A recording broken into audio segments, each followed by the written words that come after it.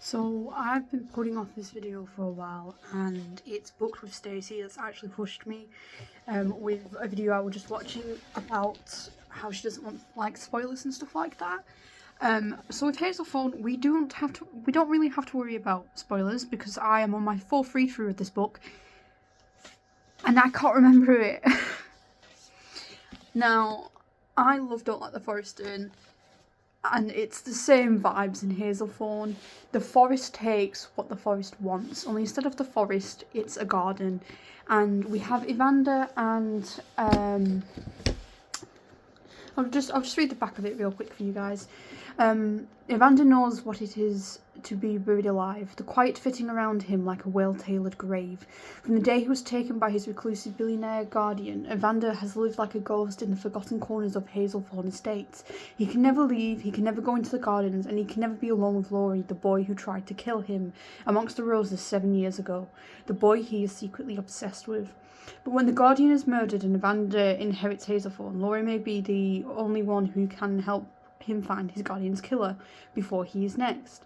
As dark secrets unravel, moss bleeds through the vines, vines coil around the furniture, and poisonous mushrooms flourish beneath the floorboards. Evander must discover what he's really inherited before it demands to be fed once more. I am not joking when I say I'm on my fourth read. Like, this book's only just been released. My boyfriend lent me the money, I've paid him back for it, because I do 2 shifts a week at the moment with my return to work, barely scraping my bills. And I'm so traumatised by this book, I can't remember it, and I'm reading it for a 4th time. And there's got to be a point where you sit here and you're like, 4 times to read a book and you can't remember any of it still.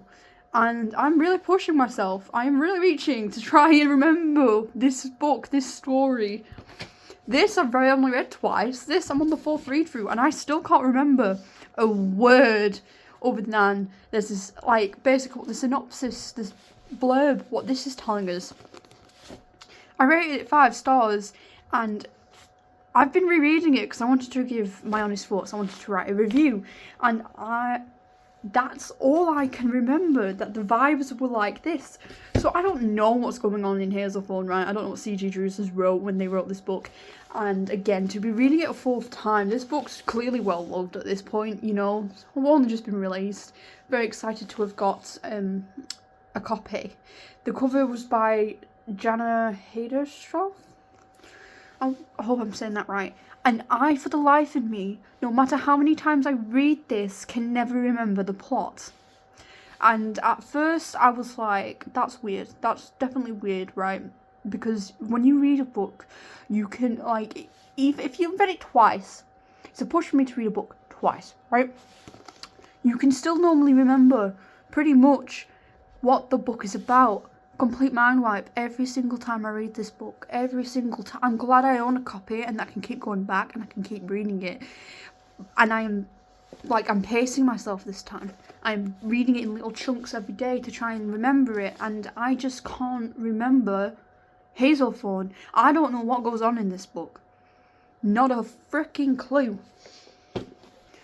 But the vibes are the exact same as Don't Let the Forest In. That's all I remember, but it's not the same book. And I don't know why I can't remember it. I think there's probably the characters might go through something that I have gone through as someone who has CPTSD. That's probably what is, like, it's probably triggering the blackout memory stuff, right? What have I gone through that this character's gone through that my brain's blacking it out, though? Because I love C.G. Drew's writing style, at least when they've done the gothic horrors. I am looking at reading more gothic horrors in the future, so those are my goals. And I'm looking at reading the next 2 books that they've got coming out next year. You'll know from my other video. What the heck is happening in this book, man? I just want to know what's going on with these 2 characters, because I cannot for the life of me remember. And it's there's a point where it is just stressing me out, and it's like I'm in denial because I'm definitely in denial. I'm on my 4th read of this book, and I just cannot remember what it's something in the garden. That's all I remember. It's something to do with the garden. There's these 2 boys. I think it's enemies to lovers. I don't know. I think it's more of a friends, enemies, friends, lovers. But there's like a lot of back and forth thing. I very vaguely remember. I wish I could tell you more about this book. All I can really say to you is if you enjoyed this, I think you will enjoy Hazelthorn. It is very difficult to write a review on a book you can't remember, but I'm on the 4th read through, and I know I've said that multiple times in this video. If anyone wants to spoil me in the comments, please do, because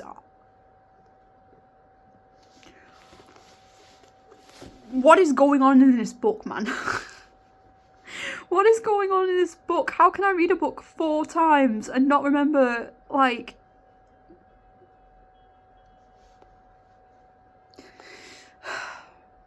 I might just put this down, reread this and upload a video review of this book, because like this book I can remember most of the plot and I remember absolutely loving this, and I can remember this one, absolute mind wipe, and like I've no excuse for not remembering it. At first I was like, maybe it's my epilepsy, you know, but I can remember a lot about the other books I've been reading. This book is just not sitting in my head. I just know it's a push me to reread a book. I hate rereading books I've read 4 times. We're on the 4th read through. How am I not remembering a thing? I know it's good. I know I will continue to read this, probably. This is starting to remind me of Dark Souls. I don't know if any of you guys have. I know this is more of a booktube space, but my brain cannot maintain the memory of the Dark Souls lore, so it's a safe space for anyone who wants to info dump about Dark Souls. I can never remember a thing about that game either, or any games I played around that era. Hazelthorn, not a clue. I don't know what to tell you. The garden takes what the garden wants, and I really like this image of the quiet fitting around him like a well-tailored grave. I mean, look at that. I like how that bit's like laminated. This is a paperback by Hodder. This is specifically the Hodder edition. I bought this specific edition because I assumed this book was listed as an EARC, not an EARC, what do you call them? An advanced reader copy, but a physical one that was available before the book was actually released. And when I got it, it was very clear to me I'd been lied to. Like, this book hadn't been touched. You know when a book's been read and when a book has not been touched. Then again, some of my Percy Jackson books I've just blitzed from start to beginning, but someone enlighten me what this book is about other than the blurb, because I am fighting for my life out here. I think at some point when I can afford tabs, I'm going to buy them so that I can flick through this, because this is on my book for this book I'm keeping for life. I think this is one that's going to get added to that, and I need to start actually annotating this book. But I want to get some like different green tabs for it.